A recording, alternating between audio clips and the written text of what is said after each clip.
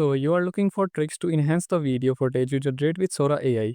Well, you are in the right place because in this video I will break down the exact prompts you can use to change the camera, style and lighting of a video to your heart's content. Let's dive in.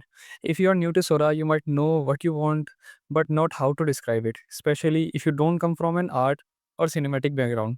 So to achieve the desired effect, you have to learn some basic cinematic terms.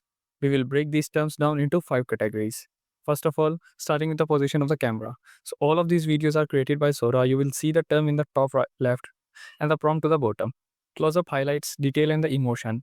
Over the shoulder adds context and depth. High-angle shots make the subjects look smaller and vulnerable. But low-angle shots make them more impressive or powerful. Bird's eye view is usually straight down, but in the case it's actually from a bird. If you actually want a bird's eye view, tell Sora you want an overhead shot instead. Here you feel the tension because the camera. So the next thing is tilted at a Dutch angle. A medium shot frames subjects from the waist up, and a wide shot captures a large area so you can provide context and setting. Next, let's go through some terms that describe how the camera moves. A pan is a camera rotation left to right. A camera tilt is also a rotating up or down. I'm sure you know zoom in and zoom out already. So here they are in two different contexts, zooming into the sun and zooming out from an angry bear. Tracking shots follow a subject as it moves. Through the scene, you can make these shots more dynamic by changing them to tracking shots so the camera moves left to right. Here the camera moves in a circular motion around these two. You can use handheld or shaky to reduce a sense of fear and panic. Contrast that with a cinematic view which you would see on nature documentaries or opening sequence. And finally, a fun one is the tilt shot which makes big objects looks really small. Up next in film style, this really impacts the vibe of the clip. Here is something shot on a modern cell phone. Compared to something shot on a cell phone in the mid 2000s, it's a good way to date your clips too, like with this civil reenactment. Other dated looks include the bright colors of the 1950s and for some added fun play around with the silent film or even vintage or archival footage like you are playing it direct from the film. And finally, no film style would be complete without the GoPro. Next up is color grading. You can use color to evoke certain emotions and feels during a scene.